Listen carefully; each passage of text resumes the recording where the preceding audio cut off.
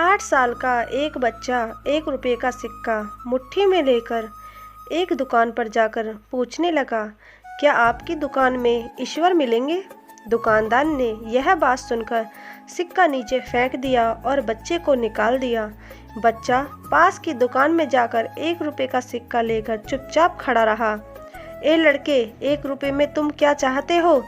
मुझे ईश्वर चाहिए। आपकी दुकान में है, दूसरे दुकानदार ने भी भगा दिया। लेकिन उस अबोध बालक ने हार नहीं मानी। एक दुकान से दूसरी दुकान से तीसरी, ऐसा करते करते कुल 40 दुकानों के चक्कर काटने के बाद एक बूढ़े दुकानदार के पास पहुंचा। उस बूढ़े दुकानदार ने पूछा, तुम ईश्वर को क्यों खरीदना चाहते हो? क्या करोगे ईश्वर लेकर? पहली बार एक दुकानदार के मुंह से यह प्रश्न सुनकर बच्चे के चेहरे पर आशा की किरणें लहराईं। लगता है इसी दुकान पर ही ईश्वर मिलेंगे। बच्चे ने बड़े उत्साह से उत्तर दिया, इस दुनिया में माँ के अलावा मेरा और कोई नहीं है। मेरी माँ दिन भर काम करके मेरे लिए खाना लाती है। मेरी माँ अब अस्पताल में है। अगर मेरी माँ मर गई तो मुझे कौन खिलाएगा? डॉक्टर ने कहा है कि अब सिर्फ ईश्वर ही तुम्हारी माँ को बचा सकते हैं। क्या आपकी दुकान में ईश्वर मिलेंगे? हाँ मिलेंगे। कितने पैसे हैं तुम्हारे पास?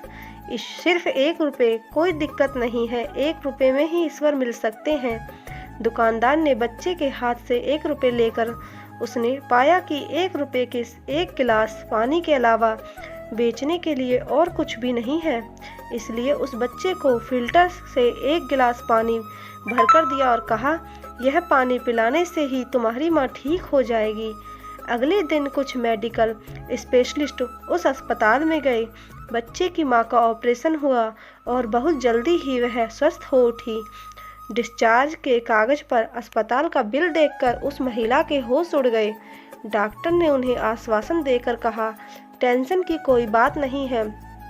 एक वृद्ध सज्जन ने आपके सारे बिल चुका दिए हैं, साथ में एक चिट्ठी भी दी गई है।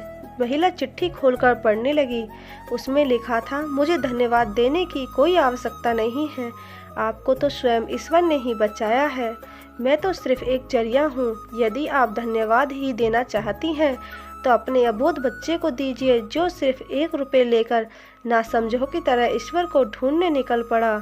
उसके मन में यह दृढ़ विश्वास था कि एकमात्र ईश्वर ही आपको बचा सकते हैं। विश्वास इसी को ही कहते हैं। ईश्वर को ढूंढने के लिए करोड़ों रुपए दान करने की जरूरत नहीं होती। यदि मन में अटूट विश्वास हो तो वे 1 रुपये में भी मिल सकते हैं। धन्यवाद।